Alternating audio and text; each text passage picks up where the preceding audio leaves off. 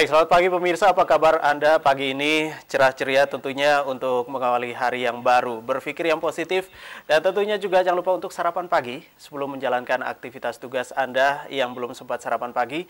Dan pemirsa, pagi ini senang sekali saya David Plaikol bisa kembali menjumpai Anda di obrolan pagi AFB TV Kupang.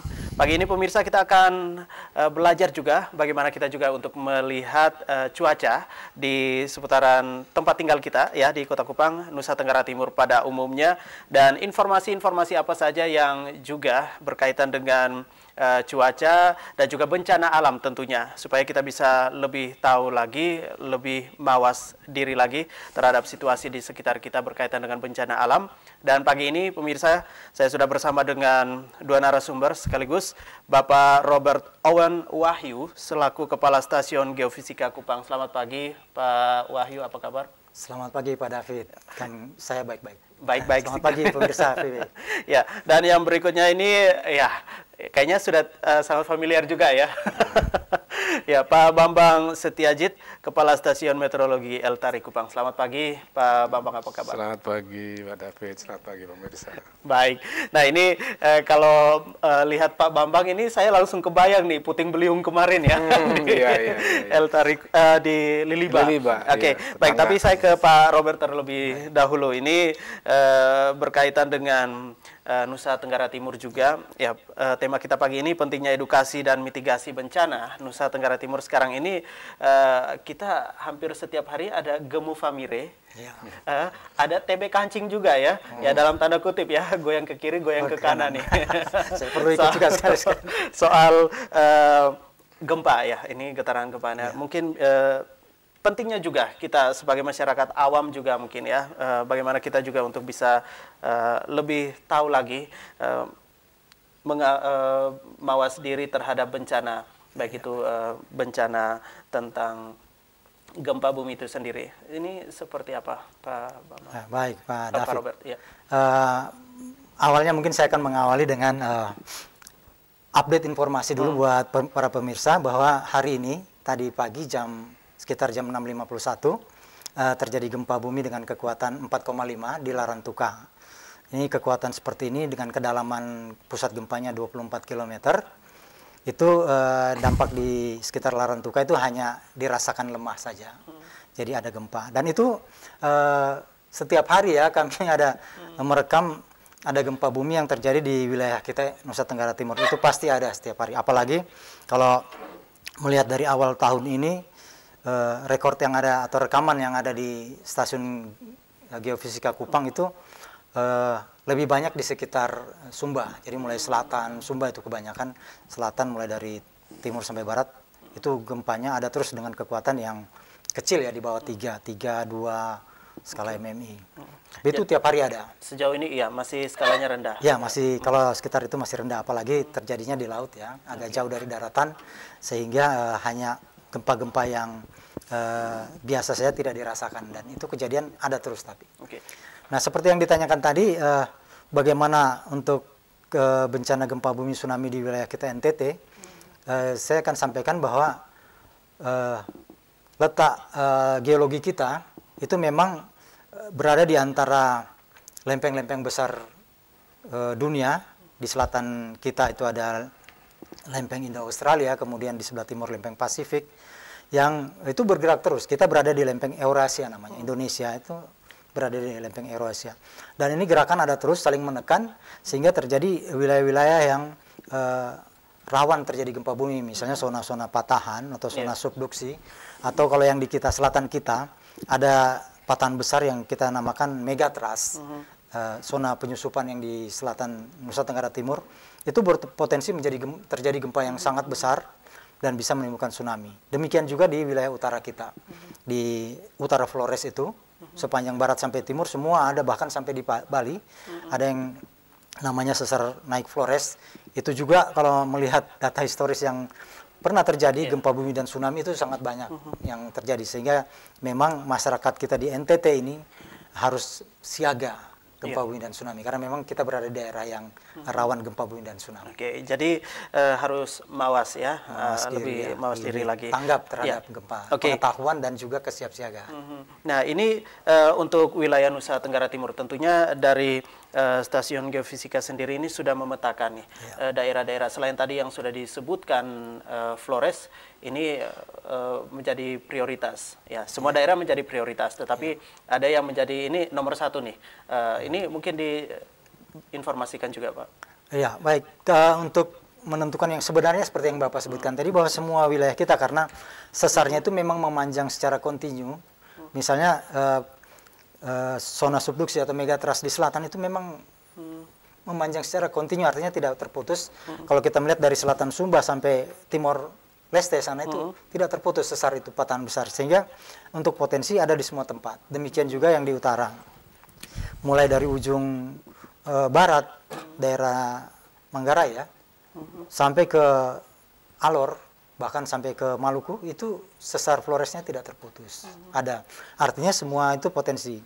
Hanya kalau kita melihat lagi historisnya, bahwa di Sumba pernah tahun 75 terjadi gempa cukup besar menimbulkan tsunami, dan di Flores juga tahun 92 itu ada. Kita bisa petahkan tempat-tempat yang mana. Oke. Nah, ini pengaruh gempa terhadap artinya ini peluangnya juga masyarakat sangat terganggu sekali. Seberapa besar sih gempa ini punya peluang pengaruh terhadap aktivitas masyarakat? Ya, kalau kita melihat gempa-gempa yang sudah pernah terjadi, itu memang menimbulkan kerusakan yang cukup banyak ya, dan ada korban manusia juga. Apalagi kalau di Flores tsunami tahun 92 itu cukup banyak yang jadi korban. Sehingga ini memang menjadi perhatian pemerintah, khususnya di BMKG untuk tahun 2020 kami memang sudah menyiapkan untuk penambahan titik-titik pengamatan. Jadi sensor yang ada sekarang, misalnya di NTT itu sekitar 11 sensor. Tahun 2019 ini kita mendapat tambahan sekitar 6 sensor baru. Kenapa sensor baru ini penting? Karena semakin rapat sensor yang ada, itu semakin banyak kemungkinan kita menerima sinyal gempa, kemudian lebih cepat, sehingga informasi sampai ke masyarakat bisa lebih cepat. Misalnya BMKG dulu-dulunya, mungkin sebelum tahun 2004 itu 30 menit setelah kejadian gempa baru ada informasi. Kemudian setelah 2008 kita bisa sampai 5 menit. Setelah tahun-tahun sekarang itu 5 menit, bahkan mulai 2018 sampai 19 ini kita upayakan 3 menit. Jadi setelah terjadi gempa bumi, 3 menit informasi udah bisa ada. Oke, baik. Pak Robert, ini yang sekarang ini juga sangat ditakuti masyarakat juga. Kembali lagi bahwa di tahun-tahun sebelumnya di Flores itu juga tsunami ya, terjadi gempa tsunami. Nah, ini isu-isu seputar tsunami ini juga resah dan gelisah dari masyarakat itu sendiri. Nah, ini seberapa besar peluang di Nusa Tenggara Timur sendiri? Ya, kalau melihat peluang, kita melihat potensi ya. Pertama potensi itu memang ada, karena tadi saya bilang ada zona subduksi di selatan dan juga ada sesar di utara. Dan itu aktif, dan keaktifannya itu terlihat dari banyaknya gempa yang masih terjadi sampai saat ini. Dan kalau dengan peralatan GPS, kita bisa memantau pergerakan lempeng-lempeng tektonik memang berlangsung, berjalan terus sampai sekarang. Artinya apa? Kalau lempeng tektonik sampai sekarang bergerak, itu artinya tekanan akan tetap ada. Tekanan tetap ada, berarti potensi terjadi gempa itu tetap ada. Dan kalau kita mau melihat sebenarnya, kalau kita tadi Bapak mengatakan kira-kira kapan, semacam prediksi Pak ya. Artinya ini update terus ya informasi yang itu diberikan. kalau kita mau prediksi agak sulitnya karena begini. Misalnya kita BMKG para ahli itu lebih memperhatikan di Sumatera Barat misalnya. Ternyata kejadian terjadi tahu-tahunya misalnya di Lombok, Palu, kemudian tempat lain. Jadi kita bisa tahu memang aktivitas ini masih ada, tapi untuk menentukan kira-kira kapan itu sampai sekarang memang sains dan teknologinya belum bisa dengan ketepatan yang tinggi. Orang membuat prediksi, orang membuat perakiraan ramalan, tapi akurasinya mungkin masih rendah, sehingga kalau itu kita sebarkan malah dampaknya kurang bagus buat masyarakat. Oke, ini menarik juga berkaitan dengan ramalan. Nah, kalau kita berbicara soal angin sepoi-sepoi, ini juga sangat menarik juga. Kemarin sempat terjadi ya di Liliba. Pak Bambang, ini soal bagaimana juga ini cuaca di Nusa Tenggara Timur berkaitan dengan peristiwa-peristiwa yang terjadi bencana alam, baik itu sebelum musim peralihan ya, dari kemarau ke hujan dan hujan ke musim kemarau. Ini bisa digambarkan untuk di Nusa Tenggara Timur sendiri, Pak? Iya, untuk Nusa Tenggara Timur saat ini sebetulnya kita secara umum ya, dalam kondisi kondusif, baik itu di darat maupun di laut. Artinya intensitas ke cuaca ekstrim sudah menurun. Nah, namun justru di balik itu potensinya bukan berarti tidak ada. Seperti kemarin di Diliba. Jadi memang secara statistik dan itu secara ilmiah kita bisa buktikan bahwa masa transisi dari musim, baik itu dari kemarau ke penghujan, saat ini kita dari musim penghujan menjelang transisi ke musim kemarau, itu akan diwarnai dengan pembentukan awan-awan yang cepat. Nah ini, jadi puting beliung itu akan terjadi karena ada transformasi energi yang besar dan cepat. Jadi kalau pertumbuhan awannya itu menjulang tinggi hitam itu, yang kita kenal dengan cumulonimbus itu ya, yang ini dunia penerbangan pun akan sangat takut. Tapi kalau dia tumbuhnya lambat itu tidak ada potensi puting beliung. Jadi kalau masyarakat melihat tadi kayaknya belum ada awan ya, tiba-tiba ada awan tinggi besar, itu peluang terjadi puting beliung di daerah itu. Terus puting beliung juga akan diwarnai dengan adanya suhu yang biasanya jam-jam segini nih, jam 9-10 itu tinggi ya, suhunya yang tinggi. Artinya di situ ada energi dari matahari yang menguapkan air, baik itu air di permukaan tanah, di daun, di laut, itu dengan cepat. Nah, ini akan cepat menguap dan terbawa naik, ya, dan nanti akan terjadi kondensasi yang cepat, artinya mengembun dengan cepat sekali, pembentukan awan yang cepat, disitulah nanti akan terjadi penurunan suhu yang tiba-tiba.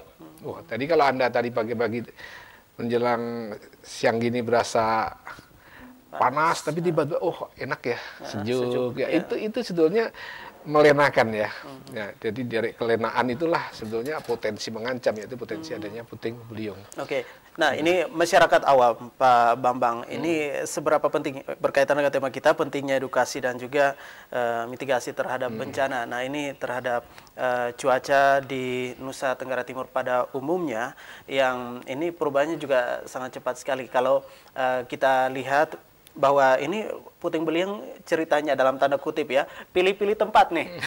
Nah, ini seperti apa Pak? Bisa digambarkan juga? Ya, puting beliung ini sebenarnya kejadiannya acak ya. Ya, kejadiannya acak. Jadi bisa terjadi di mana aja. Sesaat setelah Liliba terjadi, itu sebetulnya di Sabu ada. Tapi itu di laut. Ya, sehingga tidak menimbulkan korban. Puting beliung itu akan menjadi sebuah tanda kutip kehebohan ketika dia terjadi di daerah yang padat penduduk, menimbulkan korban. Nah itu baru heboh. Kalau dia terjadinya di tengah hutan, di laut, itu nggak ada masalah karena orang juga nggak ngeliput toh. Terus apakah puting beliung kecenderungannya sekarang menjadi sering? Sebenarnya secara statistik dia ada intensitas naik, tapi itu trennya kecil.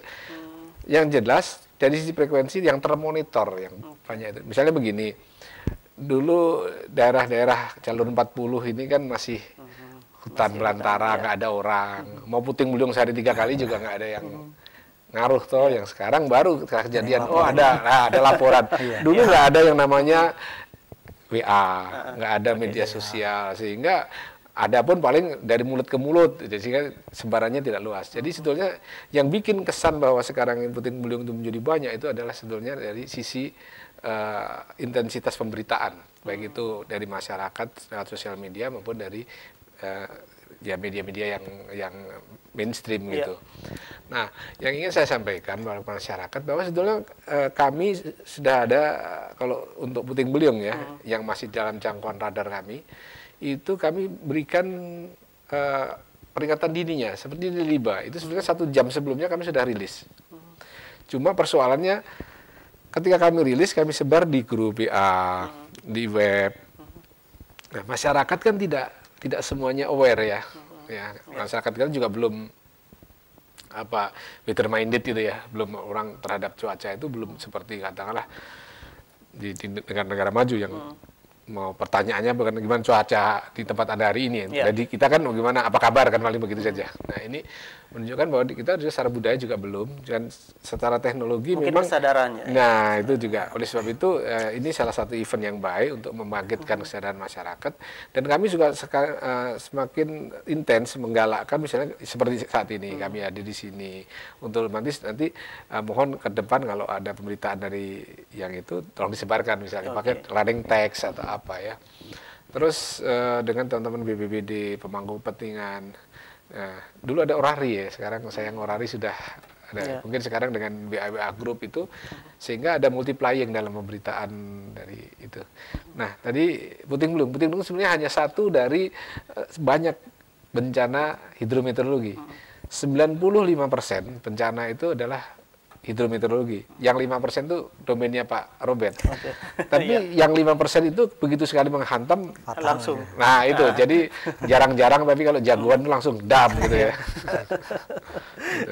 Oke, Pak Bambang. Nah, kita tahu juga ini kalau di saat musim peralihan, apalagi di Nusa Tenggara Timur, di daratan timur mungkin ya, atau mungkin hampir semuanya, ya ini kita berbatasan dengan Australia. Nah, ini lebih cepat. Ada di bulan-bulan tertentu ini anginnya kencang juga. Nah, ini penyebabnya mungkin ya. Ya, itu yang kita angin kencang kaitan dengan Australia itu kita kenal dengan adanya badai tropis atau tropical cyclone ya.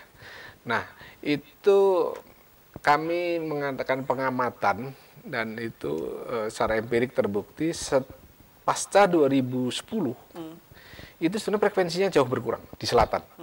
Jadi yang banyak itu di belahan bumi utara. Jadi coba ini sudah satu sisi dari berita baik. Artinya bagi kita di selatan ini ada penurunan intensitas frekuensi dan intensitas juga, artinya tingkat merusaknya. Misalnya tahun 2004 itu ada namanya badai tropis Fiona. Itu praktis 3 hari Indonesia ini nggak bisa ngelihat matahari. Ya, setelah itu masih ada banyak ya, Brigita dan lain-lain. Tapi setelah 2010 ke sini ini semakin jarang. Nah, itu bulan-bulan terjadinya adalah di bulan akhir Desember, Januari, Februari. Ya, artinya masa itu sudah lewat ya, masa itu sudah lewat. Nah, sekarang yang angin kencang, puting beliung sesaat ini adalah akibat lokal. Artinya itu adalah karena proses konveksi biasa. Nah, saya mau menyampaikan juga bahwa ada satu berkah juga ya. Alam kita di NTT ini kan panas, tanahnya susah di 8 bulan musim panas. Itu sebetulnya bahaya yang paling besar itu anticipated ya, dan bisa diantisipasi adalah karhutla, kebakaran lahan. Hutannya nggak banyak, jadi sebenarnya kebakaran lahan ya, karlanya itu kebakaran lahannya yang banyak. Ini tapi kan ada tradisi juga masyarakat kita memang hobi bukan hobi ya, kebutuhan ya mungkin ya, membebaskan lahan. Membuka lahan. Nah, ini mungkin yang perlu di satu sisi itu bencana hidrometeorologinya agak berkurang, tapi di sisi yang lain budaya ini kalau terus-teruskan nanti bisa kurang bagus ya. Kalau dulu membakar kan nggak jauh kemungkinan, sekarang di situ dibakar sudah ada pemukiman ya misalnya, kan jadi bahaya. Yang perlu ingin saya sampaikan juga bahwa balik lagi ke puting beliung, konstruksi bangunan di NTT ini sebetulnya ramah puting beliung. Dalam artian begini, kalau di Jawa mayoritas bangunannya di genteng. Jadi puting beliung sifatnya menghisap dan memutar. Jadi genteng itu, atapnya itu akan diangkat ke atas dan diputar, sehingga nanti genteng itu akan kayak dilempar-lempar begitu. Ini yang banyak, kenapa di Jawa kalau puting beliung itu korban jiwa lebih banyak dari di Jawa. Ada di NTT misalnya. Selain juga di sana kalau perkampungan lebih padat, tapi saya kira ini relatif juga, di sini pun kampung udah padat juga. Nah, kalau di sini kan seng. Seng itu begitu diterbangkan dan konstruksinya juga ringan toh. Diterbangkan blak sudah selesai. Tidak ada yang tersisa lagi. Yang dihambur-hamburkan, dilempar-lempar. Ini sebuah sisi yang menurut saya ya ada berkah juga gitu ya. Sehingga korban jiwa praktis tidak ada. Mungkin perlunya masyarakat memperkuat itu dengan ikatan-ikatan gitu ya antar itu ya. Iya, tapi ini juga Pak Robert, Pak David juga. Saya kira seberapapun kuat konstruksinya, kalau yang puting beliung sudahlah, kita nyerah saja. Nah, ya, alam ya, kalau alam. bicara soal Karena itu konstruksinya beda dengan misalnya ada bangunan tahan gempa karena dia dibikin fleksibel. Kalau puting beliung itu karena mengangkat dia, menyedot itu sehingga seberapapun kuat dia pasti sobek gitu. Sehingga ya sudahlah, yang penting sekarang ini ada satu kesadaran. Itu tadi yang saya sebenarnya di awal tadi saya sudah mengedukasi ya. Bahwa ketika pagi hari gerah, panas, terus tiba-tiba kita harus tahu juga nih, oh ini kenapa nih? Nah, ya, jadi tiba-tiba panas, tiba-tiba sejuk. Nah itu, tapi terjadi panas, terus kita melihat ada awan yang bertumbuh besar cepat, kita lihat terus tiba sejuk enak gitu ya. Nah itu tanda-tanda dekat puting beliung gitu. Nah kalau puting beliung kita tahu itu sudah dikasih tahu oleh Pak Bambang. Tapi kalau gempa ini bagaimana? Kalau gempa di laut, di darat ini pasti agak berbeda sedikit ya, ciri-cirinya ya kita bisa tahu. Tapi Pak Robert nanti sebentar dijelaskan, Pak Bambang juga. Kita akan kembali lagi untuk Anda juga pemirsa. Menarik sekali obrolan pagi kita. Kami segera kembali.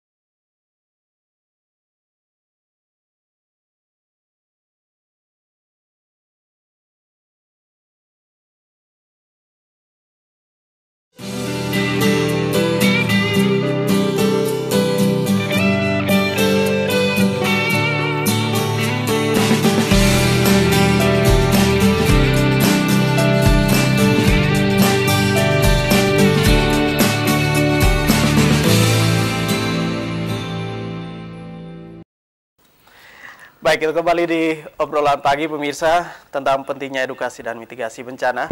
Pak Bambang tadi sudah menjelaskan tentang itu ciri-ciri puting beliung itu sendiri dan juga bencana berkaitan dengan cuaca. Nah, kalau untuk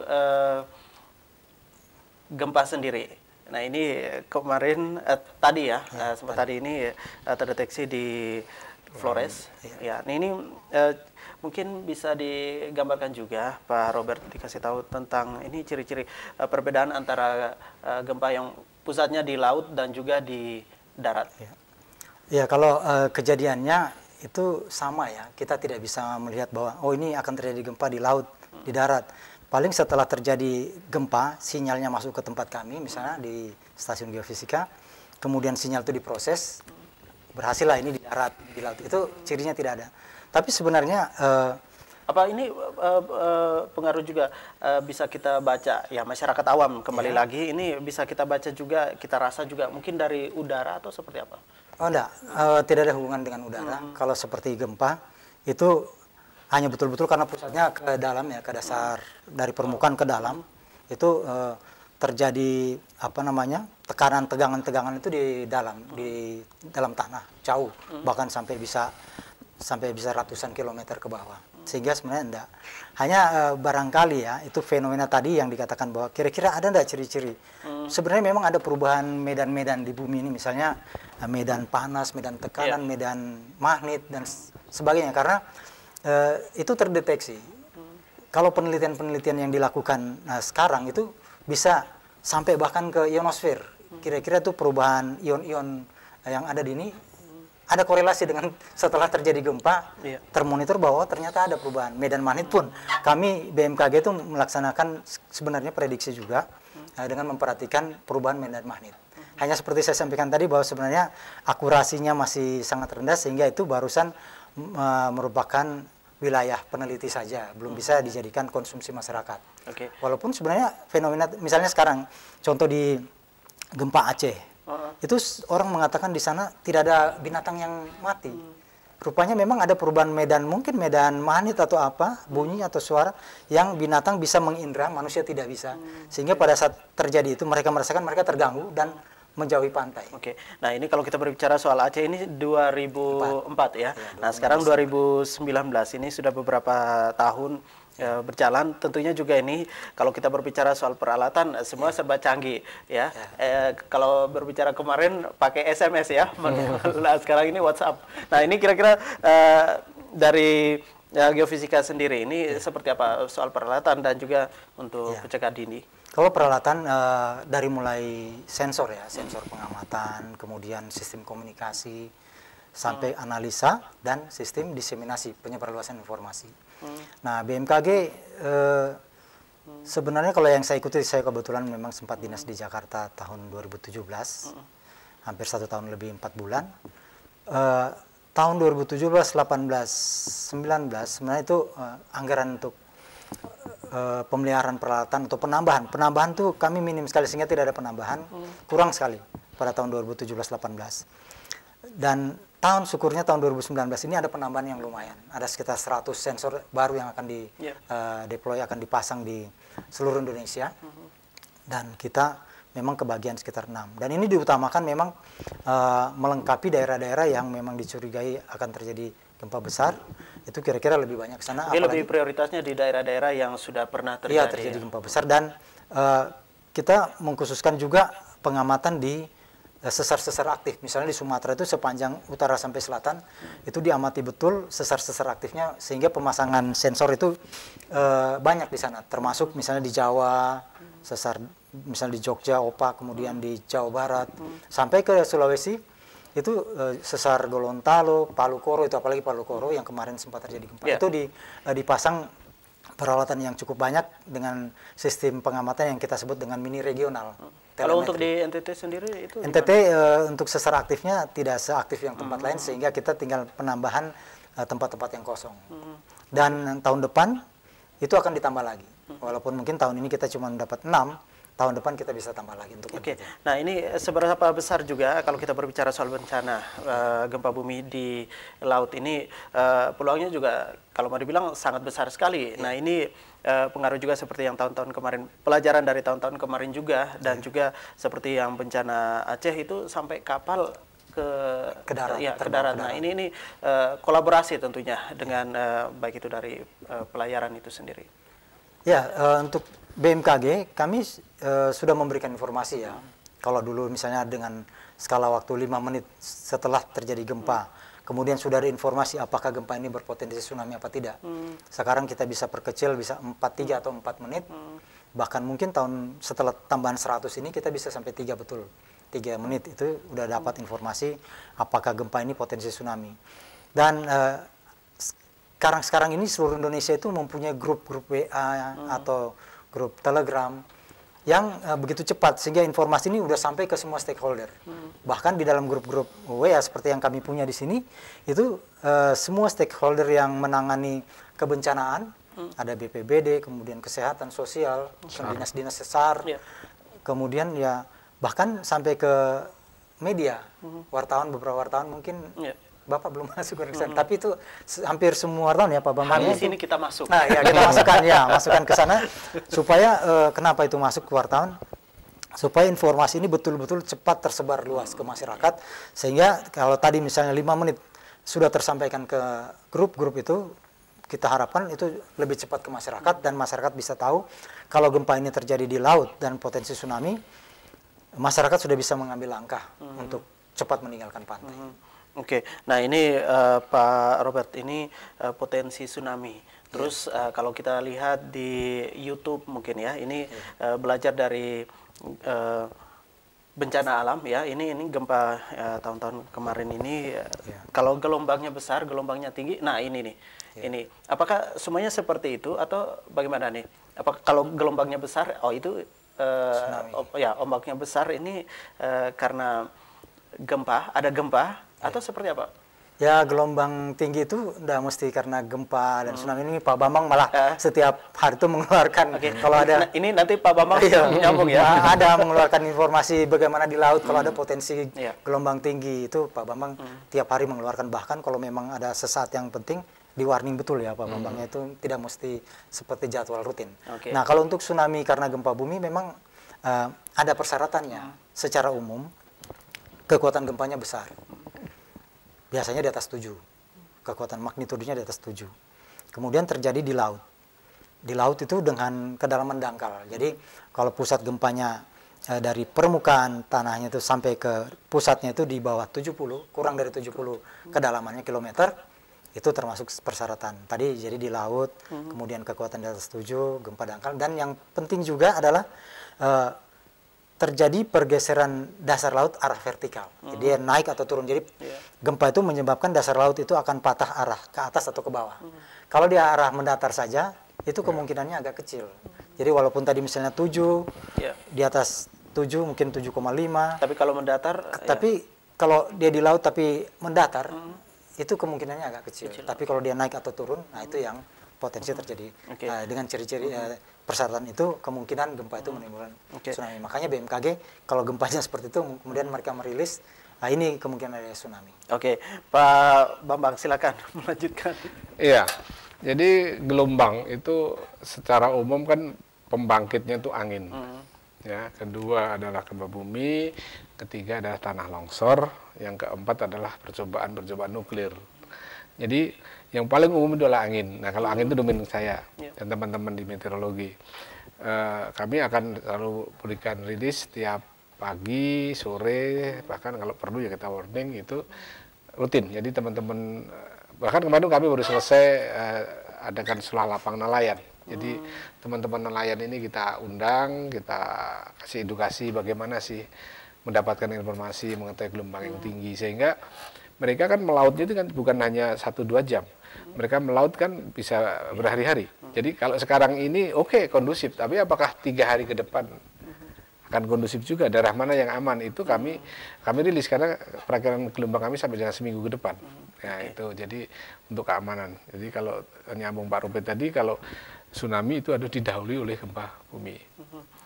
Baik, Pak Bambang, ini lanjut berkaitan dengan bagaimana juga ini perakiraan cuaca kita di Nusa Tenggara Timur ini, perairan lautnya ini sangat luas sekali. Nah ini hubungan dari antar pulau nih ceritanya. Nah kapal feri atau perahu nelayan yang tadi sudah sempat disinggung ini berkaitan dengan bulan-bulan tertentu juga. Ini anginnya kencang sekali. Tetapi kalau ada perubahan cuaca juga masih bisa dilalui oleh kapal-kapal ini mereka lalui. Tetapi juga tidak bisa kita pungkiri juga 1 atau 2 menit ke depan ini ada perubahan cuaca. Ini kira-kira seperti apa Pak Bambang untuk menyikapinya? Ya, jadi kalau secara statistik ya, nanti bulan Juni, akhir Juli, itu kita akan dapatkan angin kencang dari timur. Angin timur ini juga gelombangnya tinggi.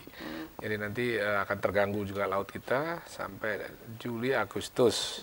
Nanti September akan turun, Oktober kondusif, November, Desember naik lagi. Desember pas nanti Natal, tahun baru, nah itu dia. Itu di situ cuacanya biasanya buruk, gelombangnya tinggi. Jadi tapi inilah kondisi alam kita dan kita nikmati saja. Jadi kalau sudah seperti Natal, tahun baru, kita buka tutup itu pelabuhan, kita kan begini mekanismenya ya. Ini informasi kita sampaikan. Nah nanti ya dipilah-pilah. Oh kalau gelombangnya 2 meter, kapal yang sekian DWT, 10 DWT ke bawah udah nggak aman. Tapi kalau ya sampai ferry masih bisa. Tapi kalau ada 3, ferry pun sudah nggak bisa. Itu nanti teman-teman ke SOP, ya, Sabandar dan operator nanti yang ini menentukan. Nah itu informasi dari kami. Nah sekarang ada satu penajaman lagi. Kami sudah sangat intens kerjasama dengan operator, misalnya dengan ASDB misalnya. Itu mereka sebelum jual tiket pun sudah ini merujuk kepada informasi kami. Jadi kalau pelayaran rute misalnya, ya pelayaran rute ini itu langganan ya kalau ini kan ini nggak ini nih, tidak kondusif. Ya mereka nggak akan jual tiket.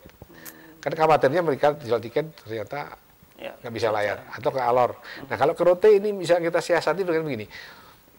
Jam-jam tertentu. Jadi kadang-kadang ke rute itu kan kapalnya itu jadwalnya kalau udah musim-musim tertentu itu tidak seperti jadi maju mundur itu sebetulnya ada siasat untuk mendapatkan gelombang yang masih layak. Karena kalau sepanjang hari kita ikutin nggak ada nanti kan kasihan juga masyarakat tidak bisa ada pergerakan pada masih ada celah gitu. Tapi kalau yang kayak alor itu yang sudah 1 malam itu lebih harus hati-hati lagi.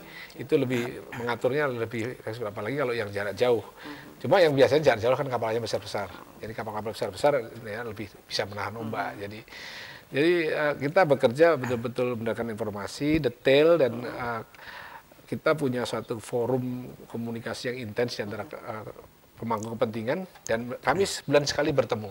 Jadi kalau ada apa-apa langsung, misalnya kita pelayanannya kurang bagus, lu gimana sih kemarin begini misalnya, itu contoh. Ya. Baik, Pak Bambang, menarik juga bahwa ini kembali lagi soal cuaca. Nah, kalau untuk bulan-bulan nyaman ya, ya walaupun kita tidak tahu bahwa perubahan cuaca ini cepat sekali. Untuk bulan-bulan nyaman di Nusa Tenggara Timur itu bulan apa untuk pelayaran? Pelayaran sekarang ini sampai dengan nanti Mei, Juni awal, Juni separuh lah ya, itu nyaman. Oke. Nah, ini kalau perbandingan ya, di laut sama udara nih, ini perbandingannya seperti apa, ya, Pak? Ya, karena kebetulan sebetulnya tugas utama kami itu di udara. Terus, tapi kita nggak bisa pilah-pilah mana yang lebih penting, semua penting. Ya, di udara, di laut dengan masyarakat umum. Ya, nah sekarang ini di udara itu yang paling rawan sebetulnya memang itu adalah mulai dari Desember sampai dengan Februari, karena di sana kita banyak terjadi turbulensi banyak ya, turbulensi banyak. Nah, namun begini, kalau kita bicara itu Kupang, kalau seluruh NTT ya, NTT itu kan topografinya bergunung-gunung. Nah, bandara yang itu biasanya bikin nyempil di pantai. Nyempil di pantai, ada tanah datar sedikit, dibikin bandara, dan ujungnya bukit. Jadi one way. Iya. Karena bandara yang bisa di dua arah itu kan hanya El Tari dan Tambulaka.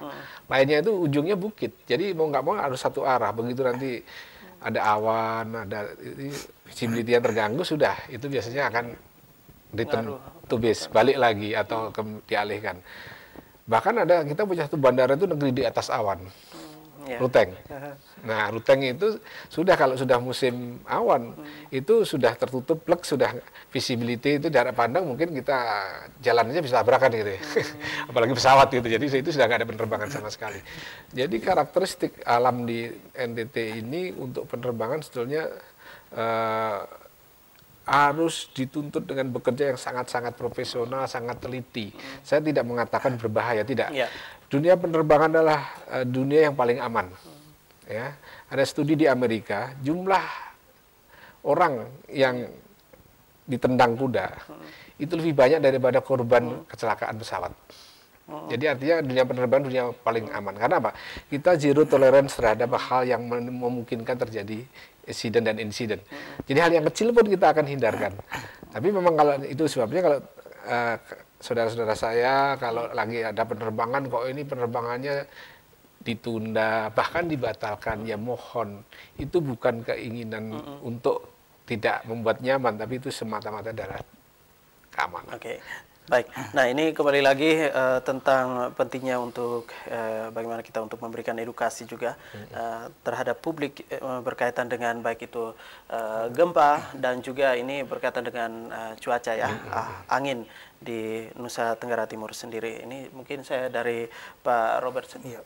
Baik, untuk masyarakat karena sudah dari awal kita sampaikan bahwa kita ini tinggal di tempat yang memang dari dulunya sudah seperti itu, sudah potensi gempa, bumi dan tsunami itu ada, sehingga tinggal kita tadi Pak Bambang nikmati saja kita lakukan apa yang selama ini dilakukan, hanya memang ada kesiapsiagaan selalu, apalagi masyarakat yang tinggal di dekat pantai. Kalau dekat pantai itu kan memang rawan tsunami baik di utara maupun di selatan, daerah Flores maupun daerah kita yang di selatan. Jadi apa yang dilakukan adalah kalau kita merasakan terjadi gempa, mungkin getarannya kita rasakan lebih dari 20 atau 30 detik ya, ini dalam 20 atau 30 detik, itu sudah lebih bagus lari aja, tinggalkan pantai, kira-kira di ketinggian di atas 30 meter dari permukaan laut. Kita bisa taksir kira-kira tempat saya di pantai, kalau saya lari sampai ketinggian lebih dari 30 meter. Itu udah cukup aman, tidak usah tinggi-tinggi sekali. Nanti setelah itu baru lihat informasi dari BMKG, kira-kira ini tadi gempanya potensi tsunami apa tidak. Kenapa saya sebutkan begitu? Karena memang bibir pantai kita Nusa Tenggara Timur itu rata-rata terlalu dekat, sangat dekat dengan pusat gempa yang mungkin menimbulkan tsunami. Sehingga waktu untuk melihat informasi itu sudah tidak cukup. Kalau kita melihat pengalaman Palu, gempa Palu itu mungkin kurang dari 5 menit setelah kita 5 menit lah barangkali setelah goncangan kita rasakan, tahu-tahu sudah ada tsunami. Sehingga masyarakat yang mungkin masih terkagum-kagum lihat fenomena di pantai karena begitu mereka merasakan goncangan itu air laut surut. Barangkali mereka masih terpaku melihat pemandangan itu, padahal tadi 20 atau 30 detik setelah kita merasakan goncangan kuat udah harus tinggalkan pantai. Nah, itu yang harus dilakukan untuk masyarakat kita. Kemudian tidak terpengaruh isu-isu hoax, karena kadang-kadang, bukan kadang-kadang, itu setiap ada gempa besar yang dirasakan apalagi merusak, sudah pasti ada hoax yang segitu banyak. Dan itu kita mengacu informasi-informasi yang memang dapat dipercaya dari BMKG, misalnya BPBD, BNPB, Polisian, TNI, kemudian media-media yang memang dipercaya seperti AFP ini. Oke, baik. Seperti itu. Nah, kalau ini kita berbicara soal angin, Pak Bambang, silakan. Ya, jadi karena Tuhan terbesar adalah kehidupan, mari kita nikmati hidup dengan tetap waspada, jaga lingkungan. Yang penting ada jaga lingkungan. Misalnya begini, bencana hidrometeorologi itu yang paling besar itu adalah air, toh. Kedua angin. Nah, ikutan air dan air itu ada gelombang tinggi, ada tanah longsor misalnya. Ya kalau memang itu udah tahu itu daerah berbukit-bukit, bertebing-tebing, ya jangan dibikin hunian. Nanti kalau ada hujan deras longsor, kita jadi korban. Artinya kita antisipatif ya, kita antisipatif. Kami, Pak Robert dan kawan-kawan di BMKG selalu terbuka untuk dalam tanda kutip menjadi konsultan gratis lah. Gratis, free, datang ke kami, akan kami berikan. Misalnya Anda mau bikin rumah, Pak saya bikin rumah, tanah saya kemiringannya sekian. Nanti kan kita bisa masukkan, oh daerah sana itu hujannya tinggi Bu, Pak. Nah, percepatan tanahnya tinggi, Pak Robert punya datanya. Ini kalau dikombinasikan ini akan longsor misalnya. Ya ini silahkan. Jadi saya kira kalau kita ini semua aware, kita peduli dengan lingkungan kita, ya nggak ada yang perlu ditakutkan lah. Ya. Oke, baik. Nah, ini berkaca juga dari keadaan Nusa Tenggara Timur dan keadaan bencana yang ya kembali tadi Pak Robert bahwa ini kalau gempa ini selalu dirasakan, bahkan tadi juga di Flores. Ini dan juga tidak lepas juga ini cuaca angin ini. Nah, bagaimana juga supaya masyarakat ini sekarang ini kayaknya kembali lagi soal mental. Nah, ini bagaimana juga dari BMKG sendiri supaya ini masyarakat ini tidak panik ya, tapi mereka tetap update soal informasi dan juga tidak percaya, kembali lagi soal isu-isu hoax yang tadi disampaikan Pak Robert. Ya, itu penting sekali ya. Kata yang tadi disebutkan saya perlu ingatkan betul ke masyarakat, kata panik. Betul-betul itu, Pak. Walaupun sulit dalam keadaan terjadi getaran gitu, kita pasti kaget dan mungkin ya memang panik. Tapi upayakan untuk tidak panik. Bagaimana caranya? Kita tenang. Karena ada beberapa contoh kasus itu karena panik dia celaka. Padahal gempanya tidak seberapa. Taruhlah gini, ada disampaikan terjadi gempa mungkin cuma sekitar 5 getarannya, sebenarnya tidak seberapa, memang tidak merusak gedung. Tapi karena dia panik, dia berada di lantai 2, dia lompat. Itu kakinya bisa patah. Kemudian lari menabrak, kan bangunan-bangunan sekarang dari kaca ya, banyak dari kaca, itu bisa nabrak kaca. Padahal kalau kita sedikit lebih tenang, karena durasi gempa buminya sendiri sebenarnya cuma dalam skala menit, mungkin 5 menit kalau kita bisa tenang, misalnya getarannya kuat sekali, kita tidak bisa keluar gedung, berlindung aja di tempat-tempat yang kuat, misalnya di bawah meja, jangan meja tentunya meja kaca seperti ini, meja-meja kayu, atau di samping sofa. Tempat tidur juga sekarang tempat tidur rata-rata pakai spring bed sehingga tidak ada kolongnya lagi, sehingga di sampingnya aja. Dan kalau kita ada di ruang-ruang yang luas, itu di pojok-pojokan ruangan seperti ini, pojok-pojokan. Pilar-pilar. Nah, hindari kaca seperti ini, jangan sampai kita ada gempa, kita berada dekat kaca gitu, nanti pecahan-pecahan kacanya bisa kena ke kita. Jadi itu tadi kata jangan panik, upayakan walaupun memang agak sulit ya kita ini, tapi upayakan untuk tidak panik sedapat mungkin. Oke, termasuk dengan peristiwa seperti kemarin itu puting beliung, supaya tidak panik. Iya, jadi kuncinya adalah kesiagaan. Jadi kewajiban kita bersama, baik itu Bu, dari stakeholder pemerintah maupun swasta, untuk membuat masyarakat itu terbiasa dengan waspada, dengan tidak panik. Nah, juga terhadap institusi pemerintah dan pengelola gedung ya, apakah itu mall dan itu sudah harusnya diwajibkan, ya, diwajibkan untuk membuat jalur-jalur evakuasi dengan informasi yang jelas. Jadi arahnya kemana, ya, arahnya kemana. di mana titik kumpul itu wajib Iya. hukumnya, apalagi tsunami. Jadi seperti Pak Robert katakan, jangan sampai yang jadi korban itu bukan karena gempanya tapi karena kepanikan itu sendiri. Dan itu juga harus seluruh kru, jadi semua pegawainya, security-nya itu harus sudah dilatih secara berkala sehingga ketika kejadian dia akan menjadi pemandu. Ya, misalnya ini di mall sekarang sudah ada gedung bioskop, ada pusat hiburan, yang suaranya hingar-bingar, yang dimana ketika terjadi alarm itu kan nggak dengar. Nah ini siapa yang ingatkan? Itu petugas harus langsung. Ini ada kejadian begini, tanpa menimbulkan kepanikan, dipandu lewat jalan mana, kumpulnya di mana, itu harus sudah ada. Jadi itu kalau memang belum ada harus diperdakan, dan itu harus artinya harus diikuti oleh kita semua sehingga tidak ada kepanikan. Oke, Ya. baik, Pak Bambang dan juga Pak Robert, ini kalau kita berbicara soal mitigasi ini tahap awal lah ya untuk penanggulangan bencana alam, mengurangi dan juga memperkecil dampak bencana. Nah ini bagaimana juga masyarakat hidup harmoni di tengah keadaan alam seperti sekarang ini. Terlebih juga ini sudah dikasih peringatan, nah tapi juga masih saja ada. Nah contohnya juga ini kalau kita berbicara soal alam kita, nah di darat ini salah satu gunung mungkin ya di Lembata, Batu Tanah. Nah ini tujuan wisatawan juga selalu meletus nih, selalu meletus. Ini seperti apa? Ya mungkin sebelum ke situ saya ingin tambahkan ini hal yang penting menurut saya tadi yang disampaikan bahwa kita perlu sekali memang pelatihan-pelatihan yang rutin. Kenapa di negara-negara lain, khususnya misalnya Jepang itu korban selalu sedikit, bahkan mungkin tidak ada. Itu karena mereka dari kecil memang dia dilatih gitu. Dari tingkat TK mungkin SD itu sudah ada latihan-latihan mungkin tiap bulan. Tiap bulan kita juga penting melakukan itu, apalagi tempat-tempat yang memang sudah pernah mengalami gempa bumi dan tsunami, bagaimana kita melatih masyarakat mulai dari kecil, dari SD, dari TK bahkan setiap bulan mungkin sekali adakan latihan. Kita harus bagaimana terjadi gempa, merunduk dulu, setelah itu udah agak tenang baru kita keluar lewat pintu mana, kumpul di mana, seperti yang disampaikan Pak Bambang tadi. Kita sudah punya jalur evakuasi. Orang itu dilatih karena pada terjadi gempa itu bisa aja mati lampu, gelap kalau terjadi. Nah, kita harus sudah tahu tempat kita kemana. Bahkan di rumah kadang-kadang kita tidak tahu barangkali kalau terjadi ini kita pintu keluarnya di mana. Kalau terjadi mati lampu seperti itu atau gelap atau ya kaca kita di sebelah mana, kita jangan di situ. Itu barangkali di rumah pun kita belum pernah tahu, jangan sampai kita malah lari ke situ terjadi gempa mati lampu.